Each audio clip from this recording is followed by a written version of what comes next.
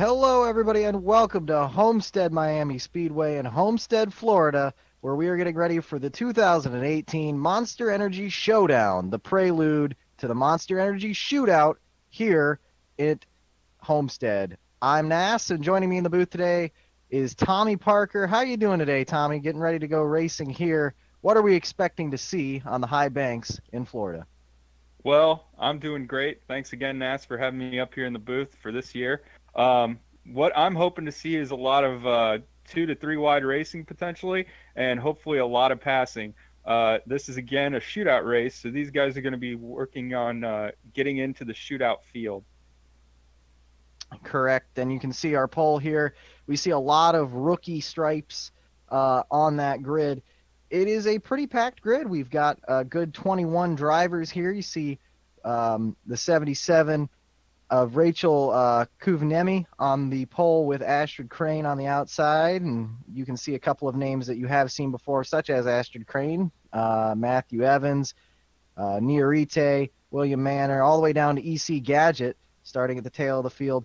Should be fun one to watch as we get ready to go racing here. They'll be pulling off the grid in a couple of minutes' time. And Tyler, Tommy, you've seen these things happen before where you've got a lot of young drivers on the grid, a lot of people who haven't been here before, as we see the rules for the shootout popping up.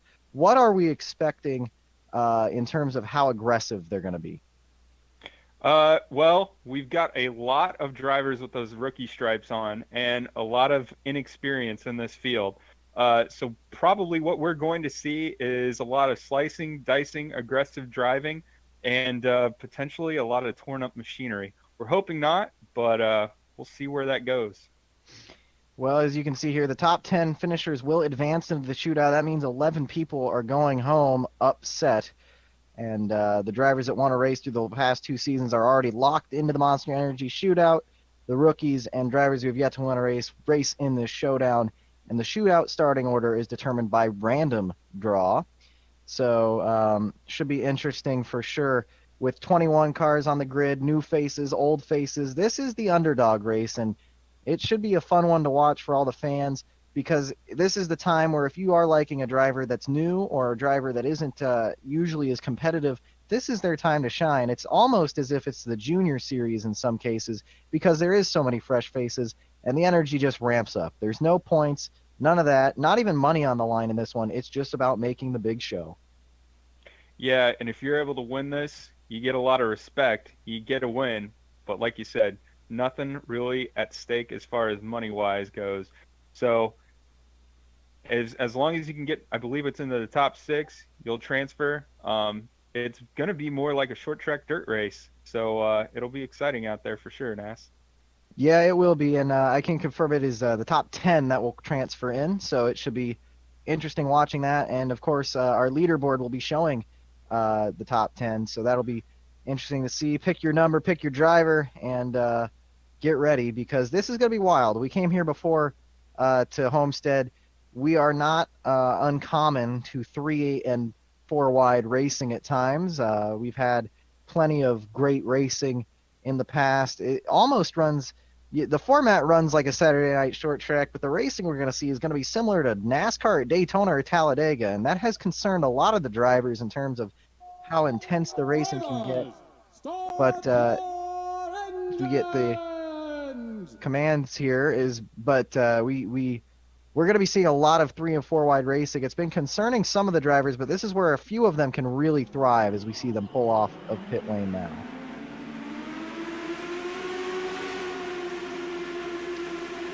As we go into turns 1 and 2 on that access road, it'll be 2 by 2, 11 rows deep. EC Gadget by himself on the back row. And the 77 and 80 will lead us down to the green flag as they come onto the back straightaway for the only pace lap.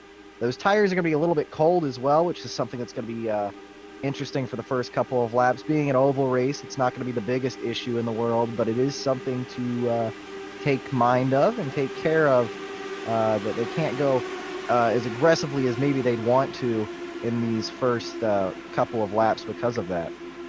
And it might be good for these rookies in this field to definitely take these few laps and sort of settle into some sort of pace. Even though it is going to be a sprint race, settle into that pace and sort of get your feet under you before you start slicing your way through this field. And that is a good point, and I feel like some of them will follow that, but others are going to get the rookie fever and start fighting hard. But one way or the other, the green flag's in the air, and we are underway here in the Monster Energy Showdown. The first lap, already the 77 has pulled off a bit of a lead, almost a car length over Astrid Crane, and will now actually will not move up to the top of the track, but holds the middle, now fades to the top, and they're 3 wide already. Indeed, they're 3 wide, and they're going to be, oh my gosh, getting almost 5 wide there down the stretch. This is going to be a crazy race thus far. And they are 3 wide, and they're you see the 2 Napa cars on the bottom of the track there, the leading and now moving up the third. Look at them, they're almost blocking each other. Well, we were talking about maybe taking it calm here in the first couple of laps. Clearly that's not the case, and off and away, we are 3 and 4 wide, several rows deep already. Seems like everybody's just trying to break apart and try to get some clean air on that nose so they can get a good, easy turn into turn 1. Other than that, just sort of spreading out so they can try and pass people and move up, claim the position. And so far, of the 2 laps that have been run so far, they've both been led by that car on the point right now. Rachel Kuvniemi from Finland, and she's doing a great job right now. And you see underneath that, I believe that's the 39 of Jordan Fisher trying to take second place, and I think he will get it.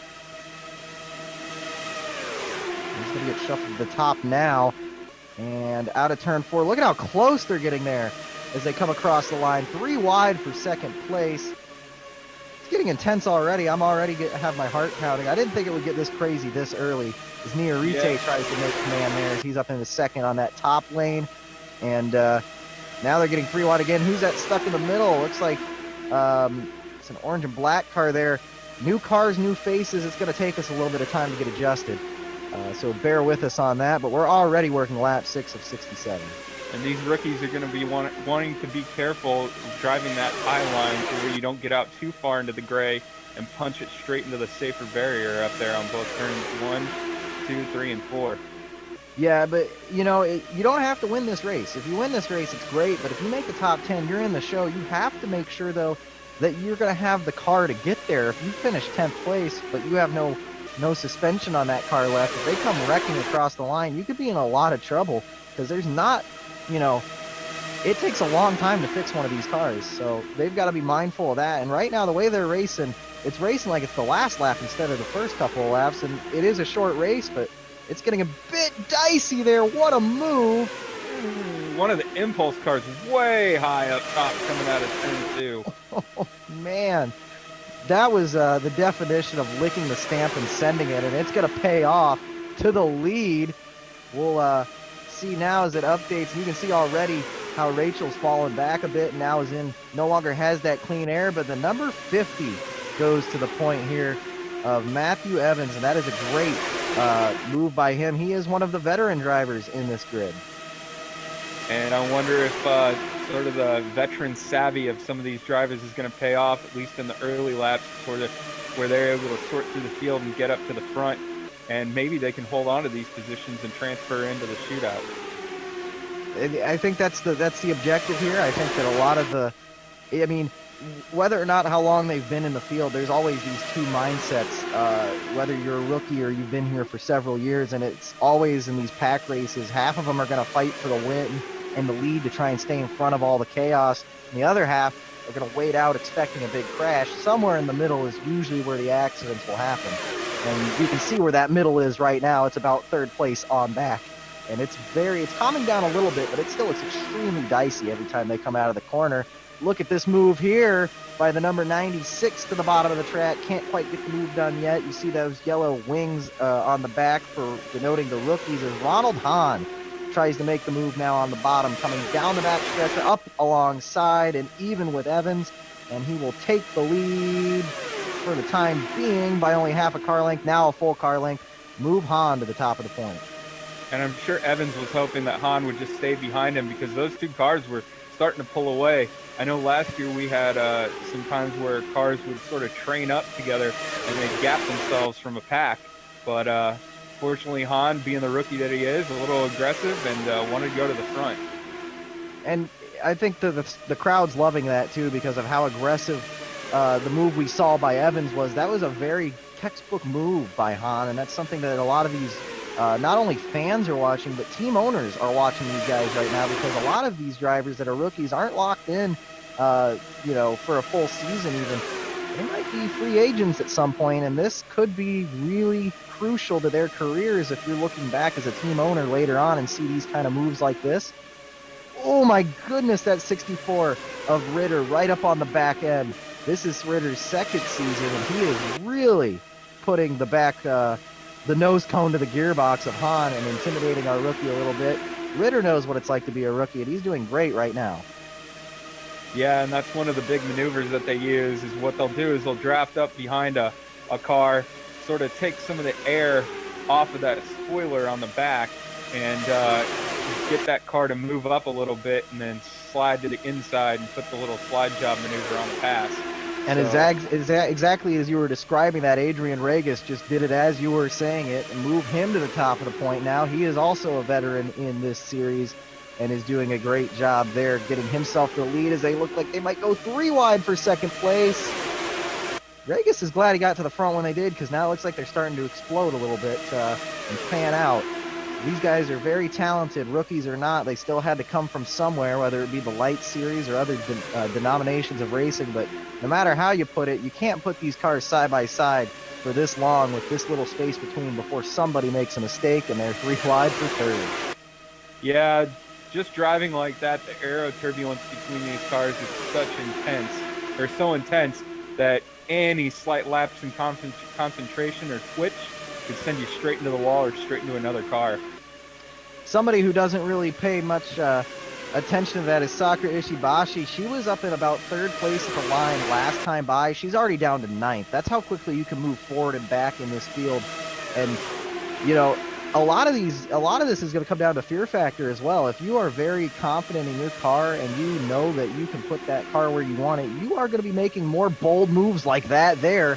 Whereas if you are not as confident in your car, you may not be making those big dives into the corner that we're seeing now as we're side by side for the lead. And it looks like Regis is going to drop back a bit. I don't believe that is Evans. There's a lot of white cars in the grid here. At the line, it is going to be the 86 car jumping off the point and the 25 taking over as we head down the back straightaway. And if I'm looking at the field correctly too, not to mention Sakura Ishibashi, but I believe all of Impulse's cars are in this race. So there's an added element of, do you want to risk it right now and get caught in the mid-pack? Because if Impulse loses all 4 of their cars, that's going to be a hefty bill for that team to pay. Yeah, but on the other hand, if you do team up and work together and get up in front and break away, all 4 of your cars just made the big show. Isabel Espinoza out front right now doing a great job by pulling away a little bit on her own right now over Regis. Regis did a nice job to not lose positions like what we've seen earlier where the leader gets passed and loses more than one spot. Regis is taking control of second and in a good way. Espinoza now, though, pulling away a little bit. Yeah, and it seems like a lot of these, the reason the number 25 car is able to pull away is there's a lot of dicing for position behind. If these cars line up, they should be able to draft up and catch the number 25 car back in and hopefully get it past. Yeah, and I think that's what they're doing. You see them starting to line up a little bit there now as the 96 looks underneath of Regis. I think now the argument's going to be who can fight to be the lead car, because everybody wants to be that lead car because they think they're the fastest. They all want to control the train here, and the issue becomes massive accident here. Wreck. Oh my goodness! Seems in turn 3. The caution waves immediately, and this will certainly be a red flag, I'd imagine. Pace car out, massive crash. It seemed like there were at least 12 cars involved in this incident. Seems like it's coming in the middle, coming into turn 3, coming into turn 4. And yes, we've been alerted. The race director has red flagged the race. And and for good reason too. You saw all the debris there in 3 of 4, and I saw some significant damage to the catch fence. I don't like the looks of that at all. No, with all the carbon fiber around, you even want to be careful going around at slow speeds not to catch a piece of carbon fiber in the tire go down, tire blow out. But like you said, I think it's going to be a red flag for the catch fence damage for sure. Hopefully, no car got up in there, but I don't know. I think there is a big amount of damage there. We'll have to look at the replay. Hopefully, there is some medical attention here. It looks like we might get a replay of what happened. This is on board with Ashford Crane coming down the back straightaway. And there you see the contact right there. Yes. Is that two? It looks like a Napa car. Oh my goodness! And is that the British Airways car? I'm not just careening off the. Oh, that. Oh no. So. Well, folks, we don't want to speculate, but it did not look like a great accident, and we'll not speculate any further than that. But we'll definitely pass along any information as we get it along. But as you can see, a massive accident there with cars literally flying into the wall. We have a list of cars involved. Clayton or Nass? Yeah, we got Tyler Parker, Victor Santos, William Manor, Jerome Torres, EC Gadget, Simona Leroux, and Ronald Walker. Clayton currently in the pits trying to get us some info on what's going on down there, but nothing to report as of yet. We're currently under the red flag, obviously, and that's a very violent crash. William Manor and Tyler Parker have been checked and released from the infield medical center already, which is the best news so far. But there is some severe attention around that EC Gadget machine, as well as a few others. That was a heavy impact to the concrete wall. There's no safer barrier down there, and then on top of that, they fly back into traffic, and eventually all that energy threw them into the catch fencing, which is good in the sense that they didn't fly out of the racetrack, because that was certainly the direction they were heading. The catch fence did its job, but it's a very violent accident, and several cars with massive damage. And if you're a driver right now, you're looking at the exit of turn 3, you can see the impact to the wall, and you can see what's going on down there in turn 3 and 4. And as a racer, this is something that you don't want to think about, because it can, okay, we have Victor Santos cleared and checked from the infield medical center. The good news is we're getting several drivers checked and released, but with a wreck like that, we just got to hope everybody's okay. You're exactly right there, Nass. And you never want to see a car go up into the fence. That's never a good thing to see. You always want to see the car at least try and stay grounded on the track if there is a wreck. But airborne cars, especially with pack racing, not a good thing. But best safety team in the world works for the VRR IndyCar Series, so hopefully they'll have this sorted, and hopefully we won't have any major injuries come from this. And I think that's the hope right now for everybody. And what had been a great race so far, you knew that the way that they were racing, that there was no way that they were going to be able to keep it going like that. But I don't think anybody expected a wreck quite like that. No, I don't think anybody did expect cars to go flying up like that at all. So we'll pass along any information that we have to you as soon as we get it, and at the appropriate time. But unfortunately, red flagged here on lap 26 of the Monster Energy Showdown. I guess anything else to add there, Nass? Not right now. We have an update here. Yeah, Jerome Torres has been transported to the Homestead Hospital complaining of an arm injury. Awake and alert, I would assume, which is the good news about that, but unfortunate to hear that. So hopefully nothing too serious for Jerome.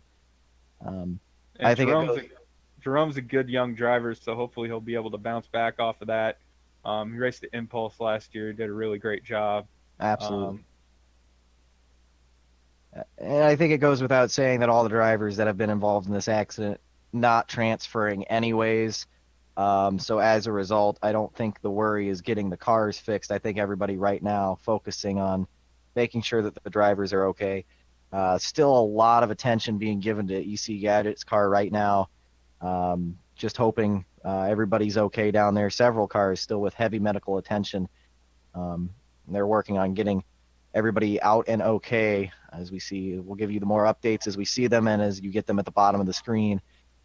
Try and check in with Clayton Hardy. Hopefully, once we go back to yellow, maybe he can have some info for us down there in the pit lane. He will be joining us for the shootout, but as of right now, we are under the red flag and just waiting patiently. And this is a situation where minutes feel like hours as we wait to hear, hopefully, everyone okay. And I've seen some nasty crashes in my career as a racer and in my career as a commentator. And sometimes it's not, you can see drivers walk away from some of the most severe accidents. And we're hoping that that is another case today, is a very violent crash involving several drivers. There is significant damage to the catch fence, which they are working on now.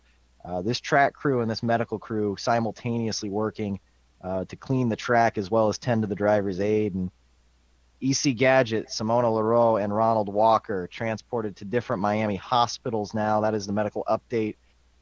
So they have extricated those drivers from the car now, which is, I think, the best news here, is that they've gotten them out of the car and now are under further medical care, or on their way to further medical care, which I think is the biggest plus that we can have. And obviously heading to specialty hospitals within the Miami area, best thing that we can hope for them. But again, shout out and standing applause to the VRR safety team. They do a great job at not only keeping our drivers safe, but also in these times of major incident, performing quick extraction and quick medical care for the drivers on site and getting them to where they need to be. So applaud them for that. Absolutely. And I don't know if it was picked up by our microphones here in the booth, but there was a roar of applause when they had gotten EC Gadget out of his car, as well as everybody else who climbed out on their own. This crowd has been silent otherwise, but cheering every time a driver's gotten out of the vehicle. And it did not take them long to get these drivers out. So even if there are injuries, we're already getting people cleared from the infield care center, and we've already got drivers on their way away from the racetrack to get the care that they need. So it is a situation of working quickly. Seconds mean everything, especially if there are serious injuries, and I don't think that there is a better team out there that I would trust myself with than this VRR track team. They do an excellent job at what they do, and they're trained for every situation you could imagine. And as unfortunate as it is, these kind of crashes do happen. But the one good takeaway is, since they do happen, the crews know what to do and how to act quickly and ensure that everybody is getting out as safely as they can. And I guess now, if we have all the drivers extracted right now and off to their respective hospitals, the task at hand will then move to figuring out if we can repair this catch fence in time and get the remainder of these laps in for the showdown, and then move hopefully to the shootout later on tonight. That is the goal. I think that right now,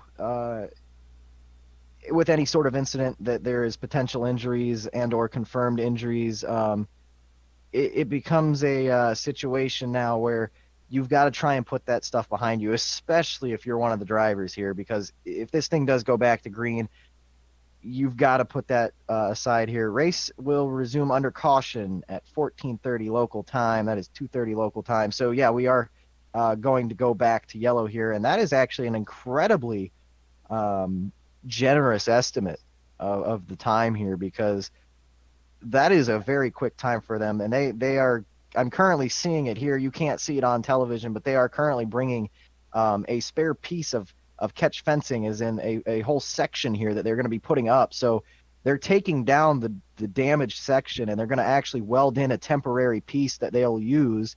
And I would assume they're going to replace that in between races here. So, I mean, just absolute tip of the hat to these guys. They've already replaced bits of the barrier that have come out and have put the foam blocks back in. I think that's what they were working on while they were also cutting that damaged section of the fence down. And that is an extremely generous time for all the repairs that have been done so far and will need to be done. But that's how quickly things can happen here when you've got a dedicated track crew. So Nas, you're sitting in one of these cars. How are you thinking about getting back into this mindset and getting back into this race to try and get to one of those top 10 transfer positions? Well, I think as of right now, and until that green flag drops again, your mind is with the drivers, because I've been in this situation where I have been in a race and there has been an injury, and it is something that you cannot escape from. I think it is something that weighs on you a lot, especially the longer you sit there, and that is going to be something that's going to be very hard to put behind you. But as soon as the green flag drops, you whether you want to or not, you sort of fall back into that mindset.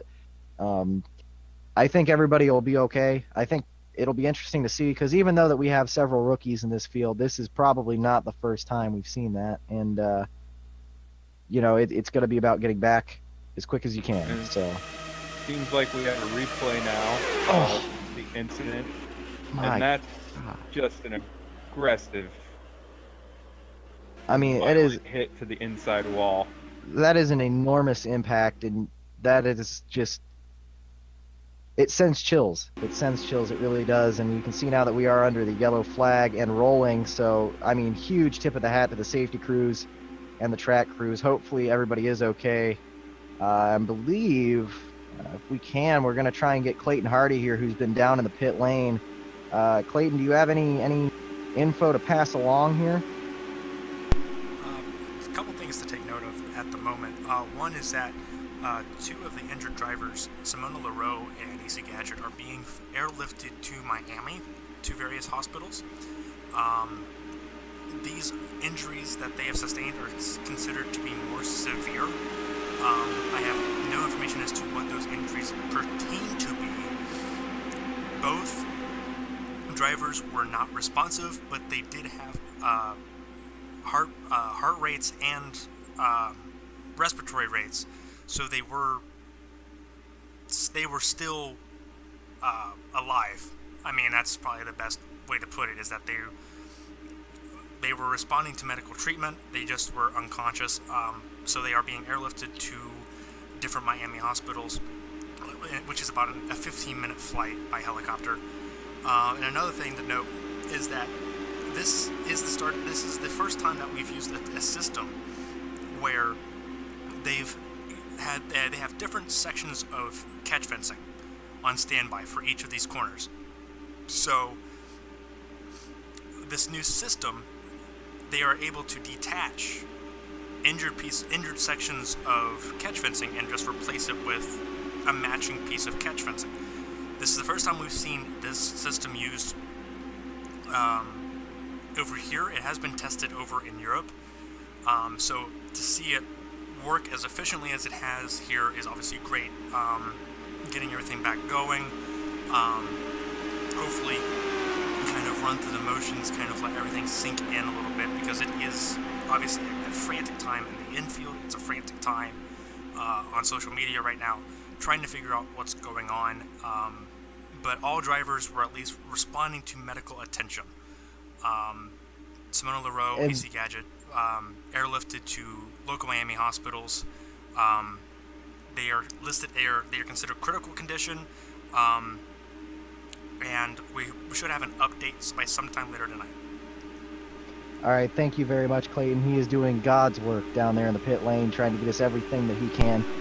He'll be joining us in the booth for the shootout, and hopefully we will have a further update for them, both of those drivers as well. But I think the biggest thing to take away from that is that they are responding, which is giving a chance. And I think I believe we're going to go green here. Yes, we are, and but I think having a chance is sometimes all you need. Hoping the best to them, the crowd on their feet for some good racing once again. We're back underway and trying to move on and push on and not let this take away from what has otherwise been a great race. Isabel Espinoza takes the lead into turn 1 and turn 2 with Sakura Ishibashi right behind and the 96 in tow with them. Now making a move to the bottom of the track underneath Ishibashi and trying to take second place, will do so. Espinoza still out front. And in turn 1, once again, we're now working lap 31. The 25 still leads from the 96 to 3, the 16, and Regis in the 86 as they still fan out 3 wide. Tyler, we're already seeing them get a little crazy again. I'm thinking that they probably have already got back in the race. It's only taken about 2 laps. Oh yeah, it seems like these guys are already starting to slice and dice up there. But I mean, you know, such is the mind of a race car driver. You kind of have to have a short memory when it comes to those really bad crashes. But you know, you don't want to forget them ever, because that could be dangerous. But yeah, you're right back in it. You're focused on the task at hand. That's getting into the top 10, getting that transfer spot, and hopefully getting into finish first and win that those $1 million. And that is the end goal, of course, is to be able to achieve that. And to get there, you have to be in that top 10 after the 67th lap in today's event. And now they start to single file just a little bit, which is going to be beneficial to the front 4 cars because they are the 4 that are single file right now. No side draft, maybe a little bit of aero push, but they're going to be single file, and they have that room to run up the hill a bit if they need to. I actually have not seen a whole lot of aero push in general, so it looks like overall the package has been working incredibly well. In addition to how well things have been working here, there's been a lot of passing, and it's very easy to make a pass. What I'm going to be wondering is toward the end of this race, how well can you defend against that aero push on the back end? When you get up behind somebody, we've been seeing it all day, where it just moves them up off the hill, and while they can fight back a little bit on the top side, there's not really a whole lot they can do. And what I'm wondering here is that a matter of they're just not pushing the issue, or can they really not keep that car down? No, that's completely a good observation there, Clayton.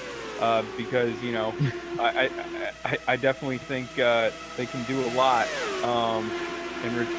in regards to defending the position. But the other thing we need to look at is who are your friends going to be in those final laps, and are they going to turn into enemies on the last lap? So definitely helping getting behind another car and teaming up with a car and trying to get them to help you push would definitely be helpful. But not sure. It looks like Christine Espinoza has really got the class of this field. She's maintained about a 5-car length lead. Yeah, and the funny thing about that is she is she is a single car team as well, running for the Scuderia Agulia Honda, and she has really brought it to the track today. And it took her a little while to get up to the front, but once she's been there, that Miller Lite Honda has been on point ever since. She hasn't skipped a beat since the red flag either, and it looks to me like Matthew Evans is starting to claw back a little bit on that second place, and Regis still hanging around in third, and it seems like these three have kind of been, with the addition of Ronald Hahn, have kind of been the top people. No, I totally agree, which is interesting to see because out of all these cars, we've got some new major engine manufacturers, and Honda really wasn't one of the big players earlier this year. They were actually the cheaper budget engine right now, and to see them be able to sort of turn up the wick and have this sort of power either speaks very well to the engineering department at Honda, or this team has just got this car dialed into the Homestead track. And in addition to that as well, it's a single car team, which is even more impressive and is definitely going to be showcasing not only the talent of that race team, but Christine Espinoza doing a great job driving it around here. I haven't seen anything erratic from her all day, and you see how she's not really even trying to do that breaking the draft like they're doing behind her.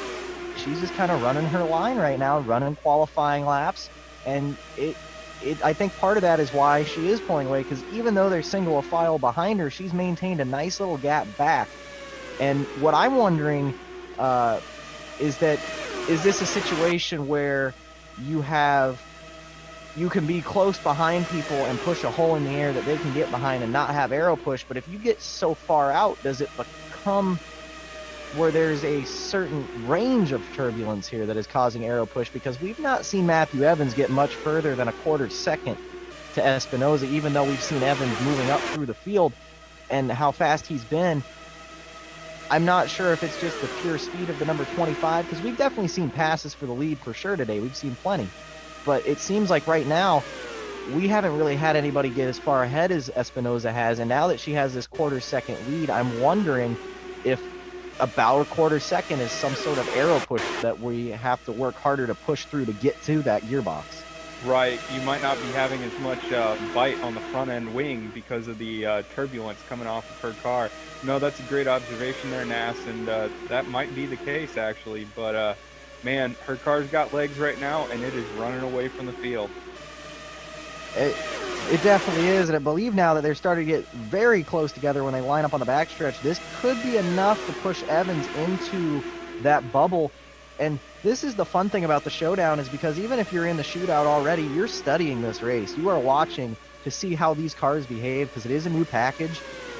We very often have a new package every year. And honestly, if you're somebody like Jamie Ngaire-Jardine, who's won the past 2 shootouts, despite being at different tracks, mind you, you know she's taking notes on this. She is studying every little bit about this right now, because if there is in fact a bubble, which it looks like there could very well be, unless this is just Espinoza being this quickly, but I believe it is. It's something that you're going to take note of in the shootout, and even if you're in the top 10 now, you're definitely seeing these things play out on the racetrack. And if you're a strong driver today, just because she didn't make the initial shootout grid, if Espinoza has a car this strong in the actual shootout, look out, because she will be back and she will be ready to try and win the million. Yeah, but it's still going to be really hard to really bet against the money lady, Jamie Ngaire-Jardine, winning the past 2. I don't know. I think she might be the one to even pull it off this year, but we'll see. Performance by Christine Espinoza is definitely making me reconsider that, though. Just so dominant. Nobody has been able to get within a quarter of a second, really. And I think part of this is to the point that when she got to the lead under the green flag condition in that first green flag run, she got a good lead out there, but people were chasing her until she got to a point where she could put that lead. And then on the restart, she just got a good jump on the field. And I think that is contributing a little bit here to that aero push. And it doesn't help that these guys are fighting each other and putting side draft on. Side draft isn't a principle that only applies to stock car racing. It applies to IndyCar as well. And when you get down on somebody's side like that, you put a lot of turbulent air on the side of the car, and it will disrupt the air and create more drag, slowing them down. That's why when they get side by side, it becomes a bit of an issue to catch people out front, especially when they're as strong as Espinoza is by herself. And with only about 15 laps to go here in the first in the Showdown, we still have a whole shootout to go after this, with more cars and even more speed and more stakes. Exactly. They're not even racing for money yet. And I think with less cars, I feel like part of this is that with less cars on the grid here, this also contributes a little bit to what are we going to see in the shootout, because the shootout had the Showdown started with a 21 car grid. We're down to about 15 or 16, and with that being said, I don't know if that's affecting how this pack is racing. It doesn't look like it's how they're racing, but how the airflow is, because there's less of a hole that's getting punched in the air. Espinoza's extended this gap now to about 0.3, so it'll be interesting to see if they can close that back to 0.25 or even further. The way that they're racing, I don't think so, and they don't have to race for the win. They are racing right now to stay in that top 10, and I'm loving this racing, because I love seeing them all shoot off of the safer barrier, then shoot down to that yellow paint, and then shoot back. People who say oval racing is easy, it definitely isn't, especially in an IndyCar. You're basically putting a chicane in the middle of the back stretch and front stretch because you're trying to break the draft the whole time. Yeah, oval racing gets a bad rap for being boring or being easy or anything, and it's anything but. Your focus has to be 100% all the time, and literally one step wrong, that car is going to go straight into the wall, or you're going to get a big wiggle and lose a ton of time, which is going to be so hard to actually get back. And to your point about the cars with the side draft, these cars, especially this version of the car, so top arrow dependent. Any sort of turbulent air disturbance is going to just throw it completely off. So I think you're completely right. She's in so much clean air that she's able to just put the car where she wants and run the fastest line around this track. Another question to ask here is these cars have been fueled to be about the same amount of fuel that you would need to get to the end of this race. We had that red flag. We had that caution. The next question to ask here is she burning? She obviously is burning more fuel out front. I don't think they would have underfueled her so much so that she's not going to make it on fuel, but she's going to be lighter by the end of this deal because she's burnt more fuel, minuscule amounts. I don't think it'll be a huge issue, but she is going to be slightly lighter here. But you've also got to consider, is she wearing her tires more or less than the people in the draft here? You would assume a little bit less. You know, the front is where you want to be, but it's just getting there. That's the struggle. With coming to 7 to go this time, they've closed the gap a little bit, but they still haven't been able to punch a hole enough to get within a quarter second. And I think Espinosa may be able to hang on and win this thing. Oh, I totally agree right now. She seems to have it well in control unless she makes a large driver error or has some sort of, knock on wood, mechanical issue. I think she's pretty much going to cruise to this one. How about Regis there out of turn 4, getting right on the white paint off the banking, moving the 50 of Matthew Evans up to the top side, but he still couldn't complete the pass. He'll have to fall in now and is going to get help from the 96 and the 16. They're lined up about 7 cars back down the back straightaway. They're all chasing Christine Espinosa, who holds on to another, still, despite all this, comfortable quarter-second lead over the rest of the field. 5 to go at the line. They're single file all the way back. They come out of turn 2 now. Regis goes to the inside of Evans. They are pretty much giving us the calm before the storm. I feel like we are not quite done yet seeing crazy racing. I don't think they'll stay single file all the way home. Regis moves up into second. Look at him pan out behind. One car off the pace back there. It's an orange car. I believe that is Astrid Crane, who has lost the draft. I believe her night may be ending early here, but not for these drivers on screen at the moment. There are 10 spots up for grabs here to get into the shootout, and every last one of them are going to be hard fought. Christine Espinosa still leads as they're 3 wide behind for second place and fighting oh so aggressively to hold on to each one of those spots. And I tell you what, this is absolutely insane, Parker. Oh no, totally. It's been a great race, barring the incident we had earlier. This is really showing you what this new package is going to be like on the oval, and frankly, I'm excited. I think everybody's excited. The fans are on their feet once again, and now the drivers are heart rates as high as they can go. You see them 3 and 2 wide and 4 wide and back to 2 now as we come down to take the white flag. We're looking at the battle now to see who will get that final spot and make it into the top 10. We're looking at the 7 car currently as they come down the backstretch. It is interesting to see that 25 still with a quarter second lead. They go side by side. Nobody cares about first place right now. They know who that's going to be. What the question's going to be is who's going to get 10th. Checkered flag in the air for the number 25 of Isabel Espinosa. The Argentine will win in her first start. And IndyCar here will win the showdown, and the question is who got in, and it looks like it'll be the 50 of Matthew Evans. The 96 will get in as well of Ronald Hahn. 77 will be in 4th place of Rachel Kuniemi, the pole sitter. Then Kevin Ritter, and the 3 of Sakura Ishibashi, the 55 of Ryan Perlstein. Then the 7 of Patrick Marcelli, the 39 of of Fisher, and the 5 will get the final transfer spot, the number 5 car.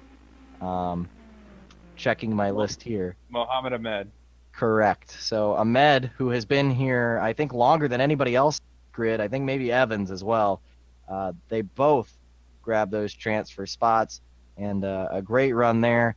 So that is your grid, the 86, the 19, among others, some big names that we didn't expect to drop. I think Regis not making this top 10 is probably the biggest shock that I'm looking at, because he was up front the whole race. He led several laps, and at the end he got washed out and will not be making it into the shootout. And that just goes to show, like I said, who's going to be your friend at the end and who's going to be your enemy. Yeah, absolutely. And I'm not sure that anybody was willingly working against somebody here. I think the only thing they were trying to do was dethrone Espinoza, but she just had so much of a gap there. We're going to have to wait until we get interviews from the drivers to see if that is, in fact, punching a hole in the air that you can stay into if you can keep with them. But once they get so much of a gap out, it looks like about quarter of a second, it's going to be really hard to punch through that. But you can't let that take away. You can't let the car design take away from Isabel Espinoza. She drove herself up through the field, got the lead, and held on to it, went through a full restart as well. And congratulations to her. That was a very well-earned win. Oh, no doubt. I think she managed the race very well, especially right out of the box, in getting to where she needed to be, and then really handling the race as it was after the whole incident that we had on lap 26. Just sort of shows her, I guess, her guile as a race car driver in the way that she was able to handle whatever adversity she was having during that red flag period. It can't be easy to sort of sit there and wait for any driver. It definitely is not, and that is a lot of respect to her being able to handle that and be able to take in all those emotions and set them aside for the race, and especially a non-points race among all that where the emotions are already. You put it in a big melting pot, and she managed to control herself very, very well. And I think maybe that was part of how she got such a good restart. Maybe that is part of why she's won this race. I'm sure it is, because racing with heavy emotions on the mind will definitely get to you. Maybe more on a road course than an oval, but at an oval where you're side by side, 3 wide, 4 wide, it can be very taxing if you're not 110% focused. And of course, our attention does turn now back to those 3 drivers that were taken to hospital with injuries, and 4 actually, if we include Jerome Torres. And we hope with every intention that all of them are okay, and we wish them all the best. We will give you info as soon as we get it. Whether or not we get any in this broadcast, we do not know, but we will bring it to you as soon as we get it. But aside from that, Parker, I think it's been a pretty darn good race, and especially one for just the showdown. I can't wait for the shootout. Yeah, I mean, I think it's great to start out. I guess I'll call it is the showdown that leads to the shootout, but it's a little bit like a rookie showcase. A lot of talent out there. I think the championship's going to get shaken up, but a good way to start the season. Obviously, outside of the lap 26 incident, but great job by these rookies thus far. Great job of the veterans in here, and we'll see. Everybody's got something to not that they don't have anything to go for with a win to begin with, but they've got a million reasons to go for the win this next round. So. And it becomes a situation of how much are you willing, if you're a team owner driver or one of those situations, is wrecking the car worth that million? Because that is the line that you run in any race, but especially one here. It's a lot of risk versus reward. You don't have to worry about points. The only thing you worry about is getting that checkered flag no matter what it takes. And I think that this was a great showcase of the driver's talent. It was a great showcase of the new breed's talent, as we like to call the rookies, the new breed. And it was also a great showcase of the track crews, the safety crews, and all of the procedures that have been put into place to keep this race as safe as it can be, as efficient as it can be, and give the fans a show that they all deserved and paid good money to attend. I couldn't agree more, Nass. Top form, can't rate races to start. But we got this shootout to go to, so let's gear up for that because I'm sure it's good. Yes, and that will be, which is where you are watching right now. Thank you guys all so much for tuning in to the Showdown. The shootout is on the way. Top 10 from this race joining us here. We will, of course, keep you as updated as we can with the conditions of those drivers that are in. Much for watching from Tommy Parker and from me, Nass. Thanks so much for watching.